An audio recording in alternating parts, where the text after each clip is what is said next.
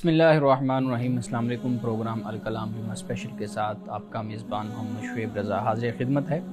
नाज़रीन किराम, आज के प्रोग्राम में हम सीरतुन्नबी सल्लल्लाहु अलैहि वसल्लम के एक बहुत अहम गोशा पे गुफ्तगू करेंगे और उसके साथ साथ हमारे समाज का एक पहलू जिस पे मुख्तलिफ़ आरा हमें मिलती हैं उसको हमारे मेहमानों के सामने रखेंगे और उनकी राय जानने की कोशिश करेंगे। हमारे साथ शरीक गुफ्तगू हैं जनाब मोहम्मद अमानत रसूल साहब। मौलाना साहब बहुत शुक्रिया आपके वक्त का। मेरी मुआवनत के लिए मौजूद हैं जनाब मैडम नूरीन साहिबा। Thank you so much ma'am. नाज़रीन करम, आपकी स्क्रीन पे हमारा व्हाट्सएप नंबर आ रहा होगा, आप अपने सवालात उस व्हाट्सएप नंबर पर भेज सकते हैं। हम इंशाल्लाह आपके सवालात को ज़रूर एड्रेस करेंगे। अमानत साहब, जुमा के दिन हम सीरतुन्नबी सल्लल्लाहु अलैहि वसल्लम का एक जो पहलू है उस पर गुफ्तगू करते हैं। हमारे नाज़रीन के लिए बताइएगा आज किस मौजू पे, किस पहलू पे गुफ्तगू करेंगे प्लीज़। बिस्मिल्लाहिर्रहमानिर्रहीम। नाज़रीन किराम, रसूलुल्लाह सल्लल्लाहु अलैहि वसल्लम की सीरत के मुख्तलिफ़ पहलुओं में से एक पहलू ये भी है कि आपने हमेशा दूसरों को तोहमत और इल्ज़ाम लगाने से मना फरमाया, क्योंकि आमतौर पर ये इतनी बड़ी वजह है और इतनी बड़ी संगीन किस्म का नतीजा इस आदत से निकलता है जब हम दूसरों पर तोहमत और इल्ज़ाम लगाते हैं और इसकी पकड़ में पूरा माशरा आ जाता है। कुरान मजीद ने भी इससे हमें रोका है, बल्कि वो लोग के जो पाकदामन औरतों पर तोहमत लगाते हैं उनके लिए कुरान मजीद ने एक सज़ा का ज़िक्र किया है जिसे हम हद क़ज़फ़ कहते हैं। इसका मतलब ये है कि अगर कोई शख्स किसी बेगुनाह औरत पर, पाकदामन औरत पर तोहमत और इल्ज़ाम लगाता है तो उसे 80 दुर्रों की सज़ा दी जाती है। सूरत अन-नूर में ख़ास तौर पर इस हवाले से अल्लाह पाक ने ये बयान किया है कि अगर तुम्हारे पास यानी ईमान वालों के पास कोई ख़बर पहुँचती है तो ईमान वालों को हमेशा ये रवैया इख्तियार करना चाहिए कि वो कहें कि अन नतकल्लम बिहाज़ा, कि हमें इस बारे में कोई इख्तियार नहीं है कि हम इसके बारे में कोई बात करें। यानी ये हमें ज़ेब नहीं देता कि हम किसी अपने मुसलमान भाई और बहन पर हम तोहमत और इल्ज़ाम जो लगाया गया उसका एतबार कर लें।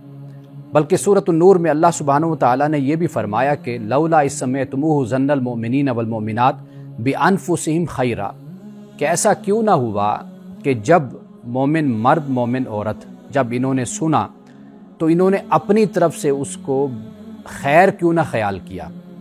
यानी इससे मुराद ये है कि वो अपनी तरफ से ही अच्छा सोचते, अच्छा ख्याल करते और उसका इनकार कर देते जो उनके पास खबर पहुंची थी।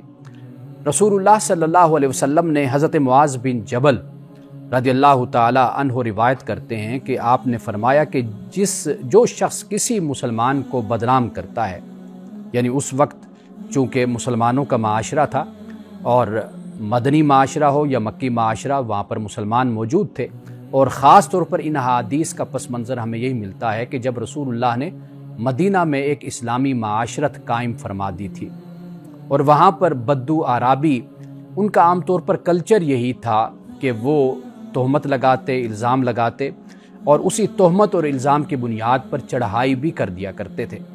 कुरान मजीद ने इसलिए फरमाया कि या अय्युहल्लज़ीना आमनू इन जाअकुम फासिकुम बिनबइन, ऐ ईमान वालो जब तुम्हारे पास कोई फासिक खबर लाए, यानी फासिक जब खबर लाता है यानी इससे इशारा एक इस बात की तरफ है कि चूंकि उस माशरत में लोगों का रवैया, आराबी और बद्दू जो लोग थे उनका रवैया आमतौर पर यही तोहमत और इल्ज़ाम का था, वो झूठी खबरें फैलाया करते थे। और दूसरी बात ये भी बता दी कि अगर कोई इस तरह की बातें या खबरें लाता है तो वो अक्सर तौर पर फासिक होता है, तो ज़रा उसके किरदार का, उसके अखलाक का जायज़ा ले लिया करो और उसकी ख़बर का भी जायज़ा ले लिया करो।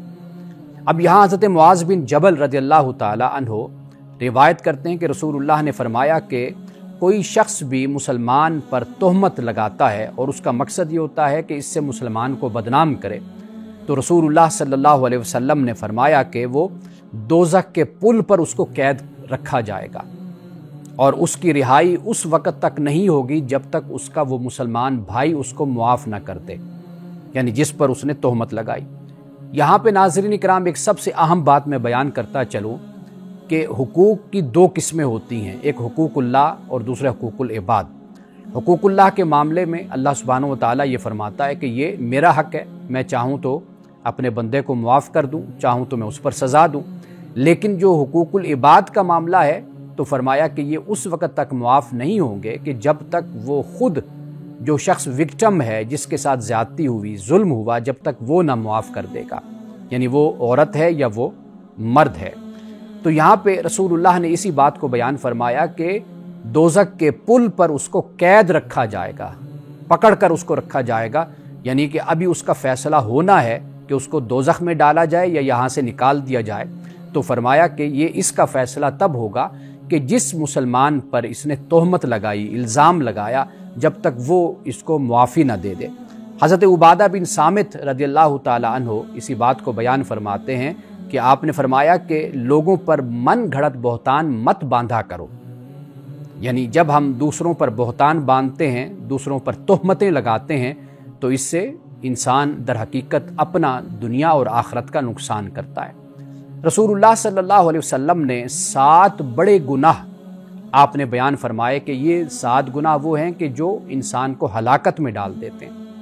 ان گناہوں میں 7 گناہوں میں سے ایک گناہ یہ ہے کہ کسی پاک دامن اور سادہ عورت پر، یعنی بے گناہ عورت پر الزام اور تہمت لگانا۔ آپ نے فرمایا کہ یہ ان 7 گناہوں میں سے ایک گناہ ہے کہ جو انسان کو ہلاک کر دیتا ہے۔ ناظرین کرام، باقی 6 کون سے ہیں وہ بھی میں آپ کو بتا دیتا ہوں، تاکہ ہم اس بات کی کوشش کریں کہ ہم ان گناہوں سے اپنے آپ کو بچائیں، اس لیے کہ یہ معاشرتی، انفرادی، اجتماعی اور اخروی لحاظ سے انسان کو تباہ کر دینے والے یہ 7 گناہ ہیں۔ پہلا بیان فرمایا رسول اللہ صلی اللہ علیہ وسلم نے شرک کرنا، یعنی اللہ کے ساتھ دوسروں کو شریک ٹھہرانا۔ تیسرا فرمایا کہ جادو کرنا، اور چوتھی بات فرمائی کہ ناحق، یعنی اللہ تعالیٰ نے جس کو قتل کرنا حرام قرار دیا ہے اس کو قتل کرنا۔ قرآن نے کہا من قاتل نفسا بغیر نفس او فساد فی الارض فکأنما قاتل الناس جمیعا، کہ جو شخص کسی کی جان لیتا ہے، یعنی قصاص میں نہیں لیتا، ویسے ہی مار دیتا ہے کسی کو، تو وہ یہ خیال کر لے کہ اس نے گویا کہ ساری انسانیت کا قتل کیا۔ اور جو ایک زندگی کو حفاظت دیتا ہے، اس کا خیال رکھتا ہے، تو رسول اللہ نے قرآن مجید فرماتا ہے کہ اس نے گویا کہ ساری انسانیت کو زندگی دے دی۔ تو گویا ایک انسان کی جان کی اتنی زیادہ اور اتنی بڑی قیمت ہے۔ اور اس کے آگے رسول اللہ صلی اللہ علیہ وسلم نے فرمایا، آپ نے فرمایا کہ سود کھانا، یہ بھی اس میں شمار کیا کہ سود، اکل الربا، سود کھانا، سود لینا، فرمایا کہ یہ بھی ہلاک کر دینے والا گناہ ہے، برائی ہے۔ اور یتیم کا مال کھانا، اکل مال الیتیم، یتیم کا مال کھانا، رسول اللہ نے فرمایا کہ یہ بھی ہلاک کر دینے والا گناہ ہے، جرم ہے۔ اور پھر جو آخری بیان فرمایا، یعنی آخری تو وہ ہے جو میں نے آپ کو بتایا کہ پاک دامن عورت پر تہمت لگانا، لیکن آپ اسے چھٹا خیال کریں کہ رسول اللہ نے فرمایا کہ میدان جنگ سے پیٹھ پھیر دینے والے، فرمایا کہ یہ بھی ہلاک کر دینے والا گناہ ہے۔ تو حکمت عملی، اسٹریٹجی جو جنگ کی بنائی جاتی ہے وہ اپنی جگہ پر، لیکن ایک شخص بزدلی کی بنیاد پر میدان جنگ کو چھوڑ جاتا ہے تو رسول اللہ نے فرمایا کہ یہ بھی ہلاک کر دینے والا گناہ ہے۔ رسول اللہ نے تمام زندگی ہمیں اسی بات کی تلقین فرمائی ہے، اور قرآن مجید نے جہاں پر تہمت اور الزام کا ذکر کیا وہاں پر اللہ پاک نے یہ بھی بیان فرمایا کہ ان الذین یحبون ان تشیع الفاحشۃ فی الذین آمنوا لہم عذاب فی الدنیا والآخرہ، فرمایا کہ جو لوگ فاحشہ کو پھیلانا پسند کرتے ہیں ایمان والوں میں، یہ وہ لوگ ہیں کہ دنیا اور آخرت میں رسوائی ہے ان کے لیے۔ اب یہاں پر ذرا توجہ کیجئے، ذرا غور کیجئے، یہ جو فاحشہ کہا گیا تو یہاں پر فاحشہ سے مراد ایک تو وہ بے حیائی ہے، یہاں پر فاحشہ سے مراد یہی ہے کہ چوکوں پر بیٹھ کر اور اپنے ٹاک شوز میں بیٹھ کر، گھروں میں بیٹھ کر، سر عام پارکوں میں بیٹھ کر تبصرے کرنا، تہمتیں لگانا، الزام لگانا، ان لوگوں پر لگانا کہ جن کو ہم نے کبھی زندگی میں دیکھا بھی نہیں، ان کی ذاتی زندگی سے ہمیں کوئی واقفیت نہیں، اور ان سے ہم کبھی ملے نہیں، ہماری ملاقات نہیں ہوئی، صرف سنی سنائی باتیں، پروپیگنڈا اور سوشل میڈیا اور یہ سارا کچھ بس اسی پر اعتبار کرتے ہوئے ہم دشمنیاں بھی پالتے ہیں، ہم عداوتیں بھی پالتے ہیں، بغض اور کینہ بھی دلوں میں رکھتے ہیں، اور دوسروں پر پھر تہمت اور الزام بھی لگاتے ہیں، اور ذرہ بھر ہمارے دلوں میں یہ خوف نہیں پیدا ہوتا کہ آج ہم جو عمل کر رہے ہیں یہ کسی کی خاطر کر رہے ہیں، یعنی کسی کی محبت میں یہ سب کچھ کر رہے ہیں اور کسی کی نفرت میں کر رہے ہیں۔ یہ جو کچھ بھی کر رہے ہیں یہ سب کچھ کل ہمارے ہی گلے پڑے گا، ہمیں ہی خدا کو جواب دینا ہوگا۔ تو آج اگر ہم اس بات پر غور کریں اور سیرت رسول صلی اللہ علیہ وسلم سے کہ اس گوشے سے جو آج ہمیں تعلیم اور سبق ملتا ہے، ناظرین اکرام، وہ سبق یہ ہے کہ ہمیں ہمیشہ احتیاط کرنی چاہیے، پرہیز کرنا چاہیے، اور اپنے کسی مسلمان بھائی پر، کسی بہن پر ہمیں الزام نہیں لگانا چاہیے، تہمت نہیں لگانی چاہیے۔ آپ یہ دیکھیے کہ سب سے پہلے ہم انسان ہیں، اور انسان کے بعد، انسان ہونے کے بعد پھر ہم مسلمان ہیں۔ ہم جس سے لڑ رہے ہیں، جس پر تہمت اور الزام لگا رہے ہیں، وہ ہمارا مسلمان بھائی ہو سکتا ہے، وہ اپنا پاکستانی بھائی اور بہن ہو سکتی ہے، وہ ایک انسان ہو سکتا ہے۔ تو ہمیں ہمیشہ اس بارے میں محتاط رہنا چاہیے کہ یہ لوگ جن کی خاطر ہم مر رہے ہیں، مٹ رہے ہیں، جن کی خاطر ہم یہ سب تہمت اور الزام کا کلچر پیدا کرتے ہیں، کل ان میں سے کسی نے بھی خدا کی بارگاہ میں ہمیں چھڑانا نہیں ہے، ہماری آزادی نہیں ہوگی۔ ان میں سے کسی نے آگے بڑھ کر ہمیں خدا کی بارگاہ میں سفارش کر کے آزادی نہیں دلوانی۔ اللہ نے ہم سے ہمارے کردار، اخلاق اور ہماری ہی زندگی کے بارے میں پوچھنا ہے، تو لہٰذا آج ہم احتیاط کریں گے تو کل خدا کی بارگاہ میں ہم سرخرو ہوں گے۔ ناظرین کرام، یہاں وقت ہوا چاہتا ہے ایک بریک کا، ہمارے ساتھ رہیے۔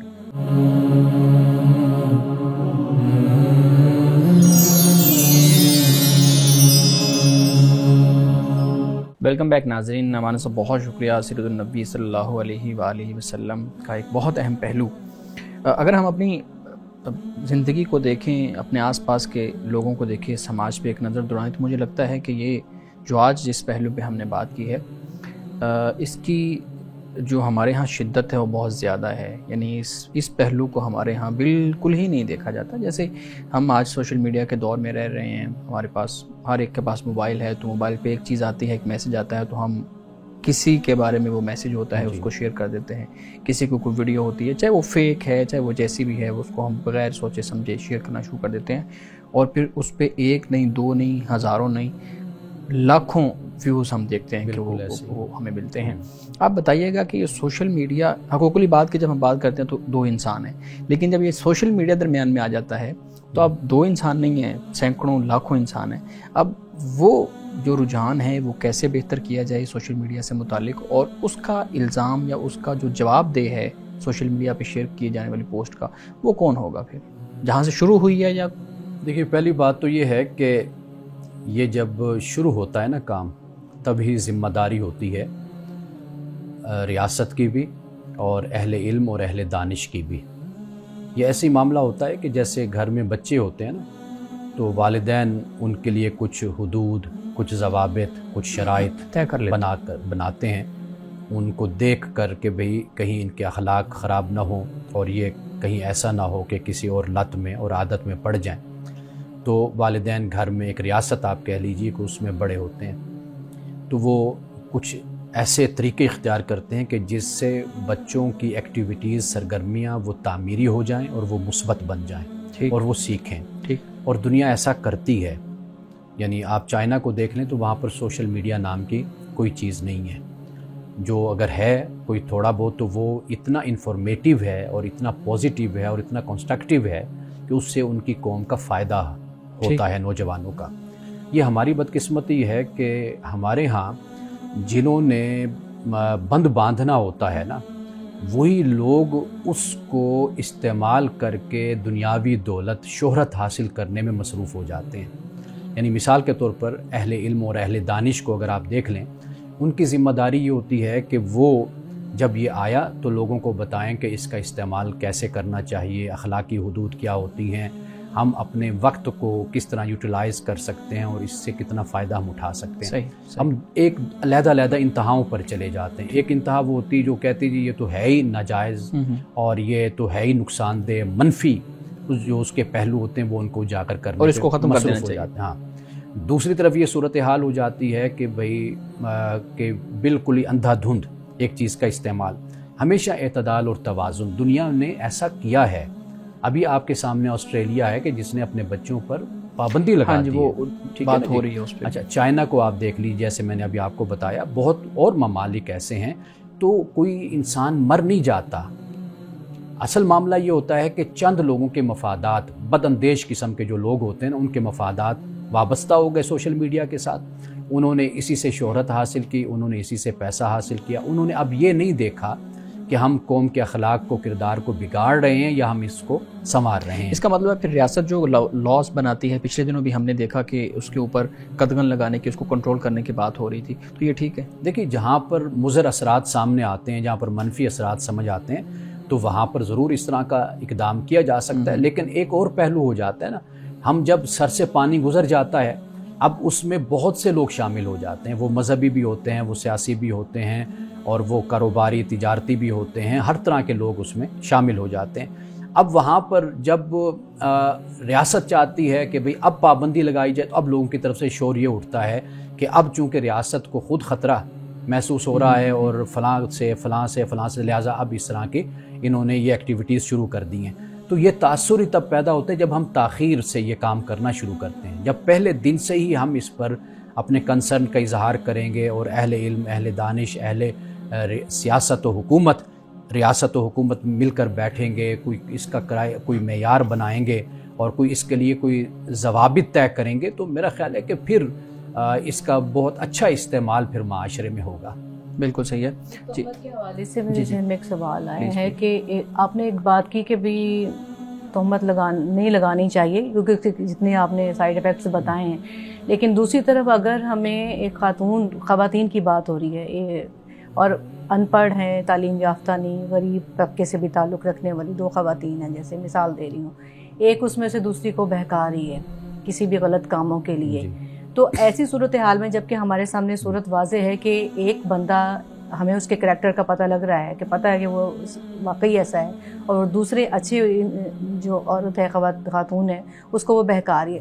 ایسے معاملے میں ہمیں اس خاتون سے الرٹ کرنے کے لیے کیا خبر کو کسی گروپ کی شکل میں، جس سے، کیونکہ وہ ایک ورکنگ کلاس سے تعلق رکھنے والی خاتون ہے، جی ٹھیک ہے، تو اس کے متعلق خبر بتانی چاہیے، پھیلانی چاہیے، تاکہ دوسرے بھی الرٹ ہوں اس حوالے سے. یہ بالکل مختلف پہلو ہے. یعنی تہمت تو ہے نا کہ جس میں کوئی حقیقت ہی نہیں ہے. جی ہاں. اچھا، اسی طرح آپ ایک اور مثال سے میں بات یہ سمجھاتا ہوں کہ جیسے غیبت ہے، بیک بائٹنگ ہے. اب آپ نے دیکھا کہ ایک لڑکے کا رشتہ آیا، اس لڑکے اور خاندان سے آپ کو واقفیت ہے، آپ جانتے ہیں کہ بھئی یہ لوگ اچھے نہیں ہیں. اب وہ لڑکی والوں کے سامنے پہلی دفعہ گئے اور بڑے اپنے آپ کو اچھا ثابت کر کے بناوٹی انداز میں بیٹھے اور بات کر رہے ہیں. اب آپ کو پتہ ہے، اب آپ یہاں پر اگر نہیں بولتے اس خیال سے کہ جی غیبت نہ ہو جائے، تو یہاں پر تو غیبت کا معاملہ ہی نہیں ہے. یہ تو بلکہ آپ ان کے شر سے، ان کے فساد سے آپ ایک خاندان کو آگاہ کرنا چاہ رہے ہیں. یہ تو نیکی کا کام ہے.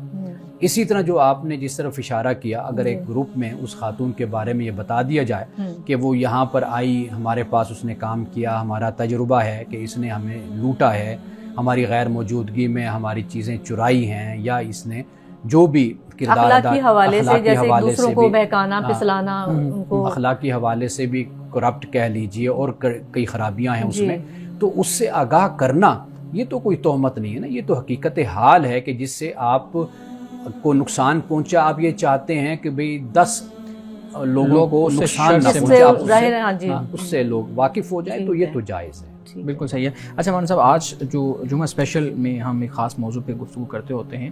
جی. آج کا جو موضوع ہے وہ بہت اہم ہے، خاص طور پہ نوجوان بچوں اور بچیوں کے حوالے سے. ہم دیکھتے ہیں کہ نوجوان بچے ہیں، بچیاں ہیں، وہ اپنی تعلیم کے لیے، اپنے کیریئر کے لیے جب لگے ہوتے ہیں، تو جو شادی والا عنصر ہے، جو نکاح والا جو ایک معاملہ ہے، اس کو پھر آہستہ آہستہ وہ یا خود بخود لیٹ ہوتا جاتا ہے، یا وہ خود اس میں تاخیری حربے اپنا رہے ہوتے ہیں، تاخیر کرنا چاہ رہے ہوتے ہیں. اس پہ ہم بات کریں گے. آپ بتائیے گا کہ ہمارے ہاں جو یہ والا معاملہ ہے، اگر اس کو مسئلہ کہیں تو پھر بھی میرے خیال میں تو کچھ لوگوں کے نزدیک تو یہ مسئلہ ہے ہی نہیں، اور کچھ لوگوں کے نزدیک یہ مسئلہ ہے. کچھ لوگ کہتے ہیں کہ یہ تو ایک ہیومن چوائس ہے کہ آپ کچھ بھی کر لیں. تو آپ بتائیے گا کہ واقعی ہی جو شادی میں تاخیر کا معاملہ ہے وہ کوئی ہمارے سماج کے لیے مسئلہ ہے، اور اس سے ہمارے سماج کو کیا نقصانات ہو سکتے ہیں یا فوائد ہو سکتے ہیں؟ دیکھیے پہلی بات تو یہ ہے کہ اگر ہم اسلام کی بات کریں نا، اسلام کو جو فکر مندی ہے اسلام کی، وہ ہے آپ کے کریکٹر اور کردار سے، اخلاق سے. یعنی اسلام یہ چاہتا ہے کہ انسان اخلاق میں، کردار میں طہارت اور پاکیزگی کی زندگی گزارے. یعنی اس کے جو ایکسٹرا میریٹل ریلیشن جو ان سے ہیں وہ نہیں ہونے چاہیے، کیونکہ یہ روحانی طور پر اور اخلاقی طور پر اور معاشرتی طور پر یہ تباہ کن ہے. ٹھیک، یہ اصل اسلام کا یہ نقطہ نظر ہے اور یہ پوائنٹ ہے جو ہمیں ذہن میں رکھنا چاہیے. اسلام ہماری پاکیزگی چاہتا ہے، تزکیہ نفس اسلام یہ چاہتا ہے. اب جہاں پہ یہ خرابی پیدا ہوتی ہے وہاں پر اسلام جو ہے وہ ہمیں سمجھاتا ہے، ہمیں روکتا ہے کہ بھئی یہ کام جو کر رہے ہو یہ غلط کام ہے، یہ نہیں کرنا. ٹھیک، ایک تو یہ بات ہوگی. یعنی اسلام کی جو تعلیم ہے نا وہ آفاقی تعلیم ہے، وہ ہر زمانے کے لیے ہمیں اس چیز کو مد نظر رکھنا ہے، ایک بات. دوسری بات یہ ہے کہ جو ہمارے معاشرے کا مسئلہ ہے نا وہ ہے اصل جو مڈل کلاس طبقہ ہے، مڈل کلاس جو ہے اصل میں وہ بڑی مشکل میں ہیں. وہ اپنے بچیوں کو تعلیم دلواتے ہیں اور بھاری تعلیم دلواتے ہیں، یعنی اپنا سب کچھ آپ کہہ لیجئے اپنی اولاد پر لگا دیتے ہیں. صحیح. اب معاملہ یہ ہوتا ہے کہ پاکستان میں ایک تو جاب روزگار کا بہت بڑا مسئلہ پیدا ہو جاتا ہے. دوسرا یہ کہ جو بچے کالج میں یونیورسٹی میں پڑھتے ہیں تو ان کا ذہن پھر اسی طرح ہی پروان چڑھتا ہے. بالکل صحیح. وہ اس پر کبھی تیار نہیں ہوتے کہ ہمارا سٹیٹس، ہماری کلاس، ہمارا طبقہ کیا ہے، کہ آیا کہ ہم کیا اس لیول کے ہیں، اس کلاس کے ہیں کہ ہم اپر کلاس میں جا سکیں یا وہاں سے کوئی رشتہ ہمارے لیے آئے اور ہم ایکسیپٹیبل ہوں. یہ ان کے لیے بہت بڑی مشکل پیدا ہو جاتی ہے. اپنی کلاس میں وہ رہنا نہیں چاہتے اور اپر کلاس ان کو قبول نہیں کرتی. صحیح. ان کے مڈل کلاس ہونے کی وجہ سے، ان کے متوسط طبقہ ہونے کی وجہ سے یہ سب سے بڑی مشکل، اگر آپ غور کریں گے نا آپ کو کئی بچوں اور بچیوں کی شادی نہ ہونے کی سب سے بڑی وجہ یہ نظر آئے گی.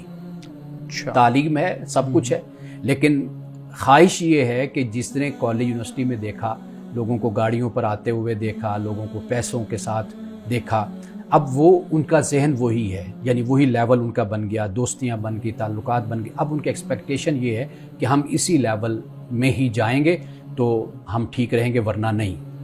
تو جہاں سے پھر مشکلات پیدا ہونا شروع ہو جاتی ہیں اور بچیوں کے اور بچوں کے انکار کرنے کی اکثر وجہ یہی ہوتی ہے.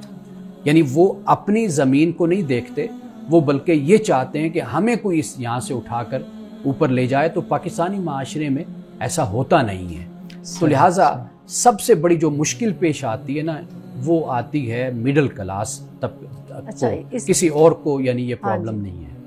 اس کے علاوہ میرے ذہن میں یہ آ رہا ہے کہ آج کل جو اگر بریک کے بعد اسی سوال کو لے لیں تو وہ زیادہ اچھا ہے، کیونکہ بریک لینی ہمیں. ناظرین کرام یہاں وقت ہوا چاہتا ہے ایک بریک کا، ہمارے ساتھ رہیے.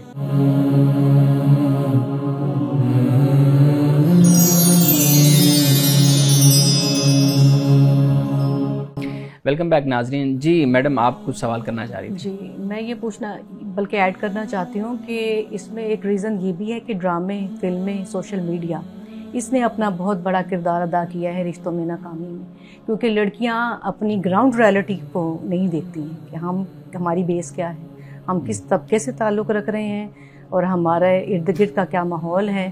اس چیز کو مد نظر نہیں رکھتی ہیں بلکہ آئیڈیلزم کا شکار ہوتی ہیں، جس کی وجہ سے یہ ان کے شادیوں میں ایک تاخیر کی ایک وجہ یہ بھی بن سکتی ہے. کیا یہ درست ہے؟ یہ بات بھی یعنی اسی کا حصہ آپ بنا سکتے ہیں، لیکن وہ جو میں نے بات کی تعلیم، یعنی بنیادی طور پر جب بچیوں کو ہوا لگتی ہے نا باہر کی، جب یہ صرف بچیوں کو لگے گا، بچوں کو دونوں میں نے پہلے سوال آپ کے سوال کے جواب میں دونوں میں نے لیا، تو وہاں سے پھر یہ مسائل پیدا ہونا شروع ہو جاتے ہیں. جو آپ بات کہہ رہی یہ بالکل دوسرا پہلو اس کا یہی بنتا ہے کہ آپ یوں سمجھ لیجئے کہ جو ہم اسباب اور عوامل پر اگر ہم گفتگو کریں ایک ایک کر کے، ان میں سے ایک بڑا اہم سبب یہ بھی بن جاتا ہے کہ جب بچے یا بچیاں جب فیشن کو دیکھتے ہیں، جب ایک لائف سٹائل کو دیکھتے ہیں تو وہاں سے بھی ان کے ذہنوں میں یہ باتیں راسخ ہوتی ہیں. لیکن وہی ڈرامے، وہی فلمیں جو کچھ وہ دیکھتے ہیں اس میں غریب بھی دکھائی رہے ہوتے ہیں، وہاں پر بھی جو معاشرتی اور سماجی کہانیاں ہوتی ہیں، جو مسائل ہوتے ہیں انہی کو ڈسکس کر رہے ہوتے ہیں. لیکن مسئلہ وہی ہے جو آپ نے کہا کہ آئیڈیلائز کرنے کا مسئلہ ہے. اگر ریالٹی پر کھڑے ہو کر وہ دیکھیں تو دونوں کریکٹر ڈرامے میں موجود ہوتے ہیں. یعنی امیر کا بھی کردار ہوتا ہے, غریب کا بھی کردار ہوتا ہے, متوسط کا بھی کردار ہوتا ہے. سب کردار ڈرامے میں موجود ہوتے ہیں. تو انسان اپنے آپ کو اس طرح جج کرے کہ بھئی میں کس کریکٹر میں اور کس کلاس میں فٹ ہوتا ہوں, اور پھر ان کے مسائل کو سمجھنے کی کوشش انسان کرے, تو میرا خیال ہے کہ پھر ہم کسی بہتری کی طرف ہم جا سکیں. لیکن نعمان صاحب ہم دیکھتے ہیں کہ جب ایک دن ہم نے پہلے بھی بات کی تھی تو اس وقت بھی آپ کا نقطہ نظر یہی تھا کہ ڈرامہ آپ کو ریئلٹی دکھاتا ہے جو کچھ معاشرے میں ہو رہا ہوتا ہے. لیکن ہم دیکھتے ہیں کہ ڈرامہ آپ کو جب کچھ چیزیں دکھاتا ہے تو ایک خاص کانسیپٹ, ایک خاص کلاس سے ریلیٹڈ وہ آپ کو دکھاتا ہے. آپ کے کپڑے خاص طرح کے ہونے چاہیے. ڈرامے میں اگر کوئی ڈرامہ جو آرٹسٹ ہے وہ اس کو غریب دکھانا ہے تو اس کو ایک خاص طرح کے گیٹ اپ میں دکھانا پڑے گا. ٹھیک ہے, ہم دیکھتے ہیں کہ معاشرے میں اس طرح نہیں ہوتا. معاشرے میں کئی اپر کلاس ایسے لوگ ہوتے ہیں جن کا گیٹ اپ بھی اسی طرح سے ہوتا ہے. اگر آپ نے کسی کو لوور کلاس دکھانا ہے تو اس کو خاص دوپٹہ اور خاص اس طرح کی چیزیں آپ بنا کے دکھائیں گے, اس کے بولنے کا سٹائل اس طرح کا نہیں ہوگا. تو ڈرامہ آپ کو ریئلٹی تو نہیں دکھاتا, لیکن آپ نے ابھی بھی میرے خیال میں جہاں تک میں سمجھا ہوں اسی بات کی ہے کہ ڈرامہ آپ کو وہی دکھاتا ہے جو معاشرے میں ہو رہا ہوتا ہے. دیکھیے کچھ چیزیں ہوتی ہیں جس میں ایگزیجریشن ہوتی ہے, مبالغہ ہوتا ہے, اور وہ بھی اس وجہ سے ہوتا ہے کہ لوگوں کی دلچسپی اور ان کے اٹریکشن کو حاصل کرنے کے لیے. جیسے مثال کے طور پر جیسے ناول نگاری ہے, افسانہ نگاری ہے. اگر ناول بھی کسی مجاہد پر بھی لکھا گیا ہے نا پاکستان میں, ہم پڑھتے رہے کسی دور میں نسیم حجازی کو, اسلم راہی کو اور عنایت اللہ کو, اس میں یہی بات بیان تھی کہ بھئی مجاہد کے ساتھ بھی ایک ہیروئن جو انسی ہے خاتون, اس کو ضرور انہوں نے اٹیچ کیا. اس سے لوگوں میں دلچسپی پیدا ہوئی, لوگوں نے خریدا اور اس کو پڑھا. یہ بات آپ کی بالکل ٹھیک ہے, لیکن جو بات میں عرض کرنا چاہتا ہوں نا وہ یہ ہے کہ اگر آپ اس کا پلاٹ دیکھیں گے نا, آپ کو وہاں پر ایک حقیقت ریالٹی آپ کو نظر آئے گی جو ہمارے معاشرے میں ہوتی ہے. ٹھیک, یعنی مثال کے طور پر جو مسائل کالج کے یونیورسٹی کے ہوتے ہیں وہ مسائل آپ کو وہاں پر نظر آئیں گے ڈراموں میں. آپ کو یہ بھی نظر آئے گا کہ جہاں پر جس گھر میں تنگ دستی ہوتی ہے, رزق کی فراخی نہیں ہے, بچے زیادہ ہیں, اولاد زیادہ ہے, وہاں پر پھر مسائل جنم لیتے ہیں, بہت سے مسائل. اچھا, پھر امیر لوگ ہیں, ان میں جو مسائل پیدا ہوتے ہیں نفسیاتی حوالے سے پیدا ہوتے ہیں, یا پھر وہ چونکہ مال اور دولت ان کے پاس کثرت کے ساتھ ہوتا ہے تو وہ اس چیز کی پرواہ نہیں کرتے, وہ بے راہ روی کے راستے پر چلتے ہیں اور گناہ کے راستے پر چلتے ہیں. وہ چیز بھی آپ کو وہاں پر نظر آئے گی. تو میرا خیال ہے کہ جس نے سبق حاصل کرنا ہو تو اس کے لیے سبق کا بھی بڑا سامان ہوتا ہے. ٹھیک, اور جس نے گمراہ ہونا ہو تو گمراہی کے لیے کوئی پابندی نہیں ہے, پھر بہت سے راستے ہوتے ہیں. جی. اچھا, ہاں جی, میں یہ بات بھی کرنا چاہتی ہوں کہ جہیز ہے اور ہم نے جو اتنے زیادہ شادی کے نام پہ فنکشنز کر لیے ہیں, اخراجات میں اضافہ کر لیا ہے, یہ بھی تو ایک کلیدی کردار ادا کر رہی ہے شادیوں میں کہ ہر بندہ رک کے سوچتا ہے کہ پہلے اتنا پیسہ اکٹھا کر لیں. یہ چیزیں آج جو ضروریات زندگی ہے, بلکہ سہولیات زندگی جو ان سی ہے وہ ضروری ہو گئی ہوئی ہے. ضرورت کی چیزیں تو الگ, یہ چیزیں بھی رکاوٹ بن رہی ہیں کہ ایک ماں باپ نے اگر اپنی بچی کو اعلیٰ تعلیم دلوا دی ہے تو جو لڑکے والی سائڈ کے لوگ ہیں ان کے لیے یہ بات ہی قابل قدر ہونی چاہیے کہ انہوں نے اپنی زندگی کا سرمایہ پیسوں کی شکل میں بھی اور اچھی تربیت کی شکل میں بھی لگا دیا ہے. تو سوسائٹی میں ان دو رویوں کی, ایک تو یہ کہ جہیز جیسی لعنت ہے, جہیز اب اس جہیز میں میں نے کہا عام جہیز نہیں رہ گیا ہے, اب یہ لگزوریس آف لائف جو ان سی ہے وہ چیزیں شامل ہوگی اور وہ ضروری بنا دی گئی ہیں. یعنی اچھا, اب یہ جو معاملہ ہے نا, اب یہ ایک اور وجہ بھی واضح بات ہے کہ یہ بھی ایک بہت بڑا مسئلہ ہے شادیوں میں تاخیر ہونے کا. لیکن اگر آپ اس پر دیکھیں نا تو ایک اجتماعی طور پر تحریک کی ضرورت ہے, معاشرے کو اس کے بارے میں آگاہ کرنے کی ضرورت ہے.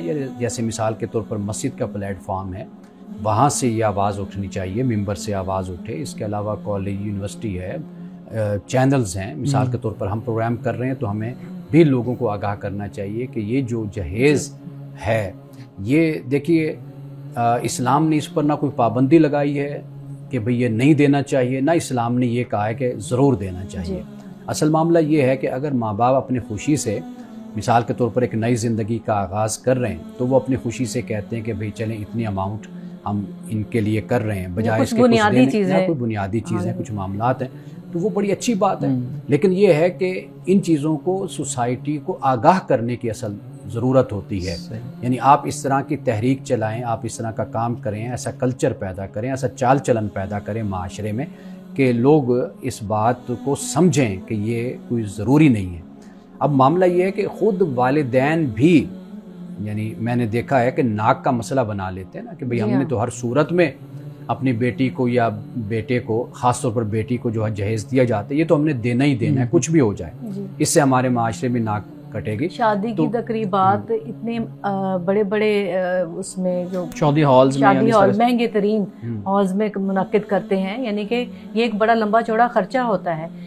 ہم نے، ہماری حکومت نے کئی مرتبہ پچھلے دہائیوں میں اگر ہم دیکھیں تو ون ڈش پارٹی، بلکہ ڈش بھی ختم کر دیا، اونلی ڈرنک بھی تھا کہ بھی صرف پانی دیا جائے۔ تو یہ تو ایک چیز کھانے پینے کے خرچے کو روک دیا، لیکن جو اب میرے اپنے دیکھنے میں آیا ہے کہ متوسط طبقے سے تعلق رکھنے والے افراد اپنی بیٹیوں کو دینے پہ مجبور ہیں، اور وہ کئی سال کمیٹیاں ڈالنے کی شکل میں، پیسوں کو جوڑنے کی یعنی مد میں کافی سال جو ہے، کافی عرصہ اس میں بیت جاتا ہے، اور پھر شادی جو ان سے وہ اس عمر 30 کو جا کے ان کا ایج گروپ بن جاتا ہے۔ تو یہی معاملہ ہے کہ بھئی جیسے ہم بیٹھے ہیں تو ہم لوگوں کو اس حوالے سے آگاہ کریں، لوگوں کو بتائیں کہ بھئی یہ ایک کوئی لازم اور فرض نہیں ہے آپ پر کہ آپ نے اس طرح خرچ کرنا ہے، آپ کو سادگی کے ساتھ بھی۔ اور ایک اور بات جو ہے وہ یاد رکھیے کہ معاشرے میں بہت سی شادیاں ہم نے ایسی بھی دیکھی ہیں کہ جو بہت سادگی کے ساتھ بھی کی گئی ہیں، یعنی نکاح ہو گیا، مسجد میں ہو گیا، کسی عام جگہ پہ گھر پہ ہو گیا، اس کے بعد ولیمہ جو ہے وہ لڑکے کے ذمے ہے، وہ اچھے طریقے سے سنت ہے وہ ادا ہو گیا، دوستوں کو بلا لیا گیا۔ تو جہاں پر اس طرح کے مسائل ہیں وہاں پر ہم یہ بھی دیکھتے ہیں کہ یہ آپ کے اختیار میں بھی ہے، بہرحال کہ آپ اگر چاہیں کہ سادگی اختیار کریں، لڑکے والے کے ساتھ یا لڑکی والوں کے ساتھ مل کر اگر کوئی اس طرح کا پلان بنا دیا جائے، تو اس طرح کے بھی خاندان اور اس طرح کی فیملیز ہیں کہ جو سادگی چاہتے ہیں، جو آسانی چاہتے ہیں۔ لیکن مسئلہ ہمارا یہ ہے کہ ہم چونکہ چلتے پانی میں ہم بھی بہتے ہیں ساتھ، تو اس کی وجہ سے یہ مشکلات پھر مزید ہمارے لیے بڑھ جاتی ہیں۔ ناظرین کرام، یہاں وقت ہوا چاہتا ہے ایک بریک کا، ہمارے ساتھ رہیے۔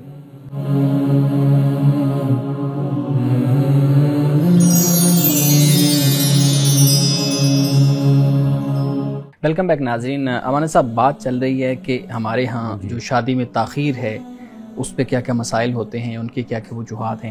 اچھا، ہم دیکھتے ہیں جو آپ نے بات کی، میں اس سے تھوڑا اختلاف کروں گا کہ ہمارے ہاں لڑکا یا لڑکی اپر کلاس کو جب دیکھتے ہیں، اپنی خواہشات کا اظہار کرتے ہیں تو اس کو پورا کرنے کے لیے پھر ٹائم لگاتے ہیں۔ تو امانت صاحب دیکھتے ہیں ہم تو کہ ایک ہی کلاس کے لوگ ہیں، وہ کسی دور میں کلاس فیلو رہے یا کسی دور میں کولیگ رہے، اب دونوں اپنے اپنے گھروں میں ہاسٹلز میں رہ رہے ہیں، ڈیسائیڈ کیا ہوا ہے کہ ہم نکاح کریں گے، لیکن 2024 میں نہیں 2027 میں جا کے کریں گے، یا اتنی دیر بعد ہم کو نکاح کریں گے۔ اب اس میں تو کوئی مسئلہ نہیں، اب دو لوگ جو الگ الگ رہ رہے ہیں، اپنے اخراجات برداشت کر رہے ہیں، وہ اکٹھے رہ کے اپنے اخراجات برداشت کرنے کی بالکل جو ہے نا وہ ضرورت محسوس نہیں کرتے اور خوف کھاتے ہیں، اور یہ خوف آپ کو آج کل کے نوجوان میں نظر آتا ہے۔ اس خوف کی کیا وجہ ہے؟ اس کی وجہ انسیکیورٹی ہے۔ کس چیز کی انسیکیورٹی؟ انسیکیورٹی اپنے مستقبل کی، فیوچر کی، اور اپنے مسائل۔ جب انسان سیلف میڈ ہوتا ہے نا کہ اس نے تعلیم بھی حاصل کرنی ہے اور ساتھ ساتھ اپنے اخراجات اور معاملات کو لے کر چلنا ہے۔ دنیا میں تو ہمیشہ یہی ہوتا ہے نا کہ ان کو اسٹیٹ جو ہے، ریاست ان کو سپورٹ کرتی ہے۔ مثال کے طور پر روزگار کا معاملہ، جب ایک شخص کو پتہ ہوتا ہے نا کہ بھئی میں تعلیم سے فارغ ہوا یا تعلیم کے دوران مجھے جاب مل جائے گی اور میں کسی جگہ پر کام شروع کر دوں گا، تو سب سے بڑا مسئلہ انسانی زندگی کا معاش ہوتا ہے، معیشت۔ یہ اگر بہتر ہو تو انسان پھر ایک بڑا اہم کردار بھی اپنے معاشرے میں ادا کرتا ہے اور بہت محنت بھی کرتا ہے۔ ہمارے ہاں صورتحال یہی ہوتی ہے کہ جب انسان تعلیم لے رہا ہے، یا تو یہ ہوتا ہے کہ والدین اگر اس کے سٹرونگ ہیں، مالی حوالے سے مضبوط ہیں، تو میں ذاتی طور پہ تو یہ ہمیشہ کہا بھی کرتا ہوں، اور نوجوان میری اس بات کو بڑی توجہ سے سن لیں جو میں اب یہ بات کہنے لگا ہوں۔ وہ بات یہ ہے کہ اگر ماں باپ معاشی طور پر مضبوط ہیں تو وہ اگر اپنے بچوں کی تعلیم کے دوران یا جیسے آخری سال چل رہے ہوتے ہیں تعلیم کے، تو اگر ان کی شادی بھی کر دیں، نکاح بھی کر دیں، تو یہ بھی ایک بڑا اچھا قدم ہوتا ہے، اس لیے کہ بچوں میں یکسوئی بھی پیدا ہو جاتی ہے، اور جہاں وہ شادی کرنا چاہتے ہیں وہاں پر ان کا معاملہ طے ہو جائے نا، تو وہ پھر اپنی تعلیم کو مکمل کر کے پھر کسی جگہ پر روزگار یا ان معاملات کو وہ حل بھی کر لیتے ہیں، اور وہ گناہ کی زندگی آپ کہہ لیجئے، بے راہ روی کی زندگی کہہ لیجئے، اس سے وہ بچ بھی جاتے ہیں۔ تو یہ جو نوجوانوں میں جب تک ان کو ریاست کی طرف سے، معاشرے کی طرف سے، گھر کی طرف سے جب تک ان کو سپورٹ نہیں ہوتی، اس وقت تک یہ صورتحال رہے گی. اور یہ جو رویہ ہمارے ہاں پیدا ہوتا چلا جا رہا ہے نا کہ تاخیر سے شادی کرنے والا رویہ، اس کے جب آنے والے وقت میں جو نتائج پیدا ہوں گے نا وہ پھر بڑے ہی بھیانک قسم کے نتائج ہوں گے. ایک تو خاص طور پر جو ہمارے ہاں سوشل میڈیا، موبائل اور یہ جو چیزیں ہیں ان کا غلط استعمال، اس کا جو آنے والے وقت پر اثر ہوگا وہ بھی ہمیں نظر آئے گا. اسی طرح جو یہ تاخیر سے ہونے والی شادیاں ہیں، آنے والے وقت میں جو اس سے مسائل پیدا ہوں گے وہ بھی اتنے اچھے نتائج نہیں ہوں گے. تو لہٰذا ہم سب کو مل کر یہ جو مشکل ہے نا، یہ جو وقت ہے اور یہ جو مسئلہ ہے، اس کو حل کرنے کی ہمیں کوشش کرنی چاہیے اور اس پر سب کو فکر مند ہونا چاہیے. ٹھیک ہے. ہمارا صاحب ایک سوال پوچھنا چاہتی ہوں کہ اب اگر ایک خاتون اپنے شوہر سے زیادہ پڑھی لکھی ہے، زیادہ ٹیلنٹڈ ہے، شادی تو ہو گئی، اب کوئی ایسا طریقہ بتائیں، کیونکہ یہ ذہنی طور پہ جو ایک سٹیپ آگے یا کئی سٹیپ آگے ہونا ہوتا ہے اپنے شوہر سے، اور ہمارے یہاں یہ کہ گھر کا سربراہ چونکہ مرد ہوتا ہے تو اس کی سپرمیسی کو وہ مطلب چیلنج کرنے والی مطلب یہ ہوتا ہے کہ وہ ایکسیپٹ کرنے کو تیار نہیں ہوتی کہ میں آپ سے زیادہ ٹیلنٹڈ ہوں. گھر میں خوشگوار ماحول بنائے رکھنے کے لیے، کیونکہ اب ایک ادارہ بن چکا ہے، بچے ڈائریکٹ متاثر ہوں گے، تو اب یعنی خاتون خانہ کو اب کیا چاہیے؟ ٹیلنٹ تو زیادہ اللہ کی طرف سے، ٹیلنٹ اللہ کی طرف سے ہوتا ہے، اگر وہ تعلیم یافتہ زیادہ ہے، ٹیلنٹ، تو اب اپنے کس طریقے سے اپنے ذہن کو، اپنے مائنڈ سیٹ کو سیٹ کرے، اور کیا وہ کرے مینٹلی، یعنی اس کے بھی کچھ سائیکولوجیکل مسائل ہیں نا کہ وہ اپنے آپ کو کام ڈاؤن کس طرح کرے گی تاکہ گھر میں ایک بیلنس بنا رہے. دیکھیے یہ اس کا تعلق تربیت کے ساتھ ہے. بنیادی بات جو اس میں سمجھنے والی ہے نا وہ یہ ہے کہ ہمیں یہ دیکھنا ہے کہ ہمارے لیے سب سے اہم چیز کیا ہے. خاندان کا یونٹ ہے، فیملی ہے. اللہ تعالیٰ نے یعنی کسی ایک رشتے میں اس کو پرو دیا، اس کو داخل کر دیا، یعنی وہ بیوی ہے، اسی طرح وہ ماں بھی ہے، اب بچے بھی ہیں. تو اگر وہ اپنی اس خیال میں رہتی ہے کہ بھئی میں ٹیلنٹڈ ہوں یا میں زیادہ کماتی ہوں یا میرے اندر زیادہ اس کی صلاحیت ہے، تو میرا خیال ہے کہ پھر راستہ پھر ایک یہ ہوتا ہے کہ پھر انسان اپنے لیے علیحدگی کو اختیار کر لیتا ہے. کیوں؟ اس لیے کہ اس گھر میں رہنا شوہر کے لیے بھی ایک اذیت اور تکلیف کا باعث، بچوں کے لیے بھی تکلیف اور اذیت کا باعث ہوتا ہے. دیکھیں ایک ہے ٹیلنٹ ہونا، یہ ایک علیحدہ بات ہے. ایک چیز ہے کہ اس کی بنیاد پر اپنے آپ کو پیش اس طرح کرتے رہنا کہ جیسے میں تم سے زیادہ طاقتور ہوں یا بہتر ہوں یا میرے اندر زیادہ صلاحیت ہے، تم کیا چیز محسوس کروانا. یہ جو رویہ ہوتا ہے یہ نامناسب ہوتا ہے. یہ مرد کی طرف سے بھی نہیں ہونا چاہیے، یہ عورت کی طرف سے بھی نہیں ہونا چاہیے.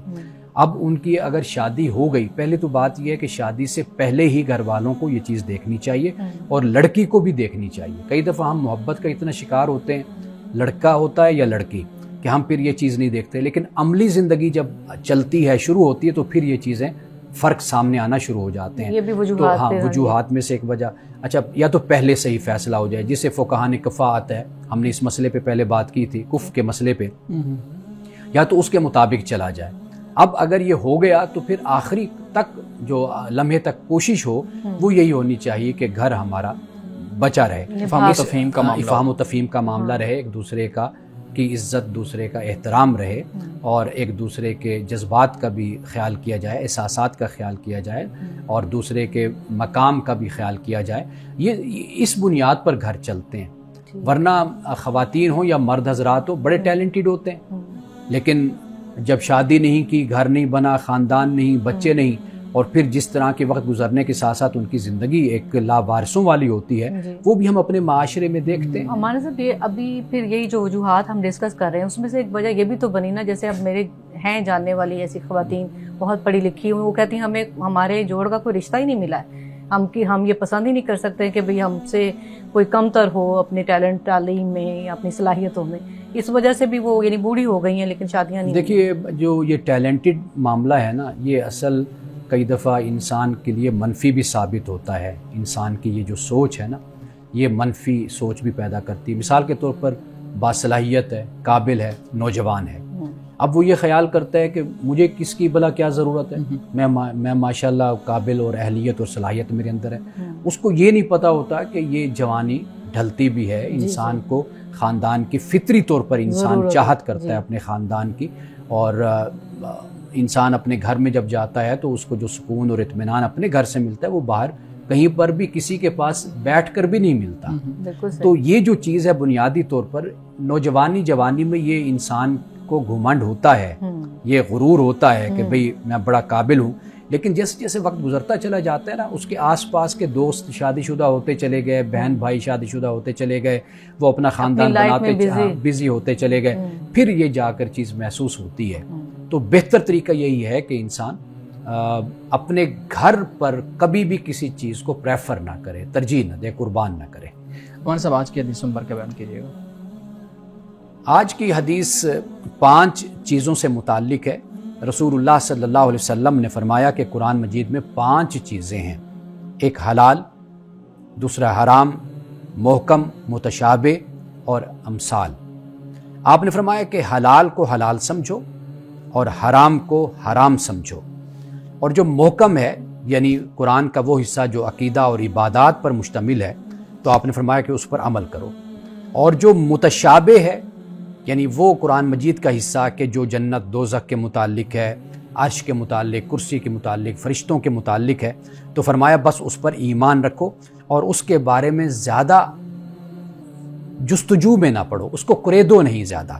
اور پھر فرمایا کہ جو امثال ہیں قرآن مجید میں وہ اس لیے ہیں کہ تم عبرت حاصل کرو اور تم نصیحت حاصل کرو. تو رسول اللہ نے فرمایا کہ قرآن مجید میں یہ 5 چیزیں اللہ پاک نے بیان کی ہیں. مولانا صاحب بہت شکریہ آپ کا, میڈم بہت شکریہ آپ کا. ناظرین کرام, اس دعا کے ساتھ اپنے پروگرام کا اختتام کریں گے. اللہ رب العزت حسن کلام اور تاثیر کلام عطا فرمائے, ہماری زبان کے گروں کو کھول دے اور سننے والوں تک خیر کا پیغام پہنچے. اجازت دیجیے, خدا حافظ.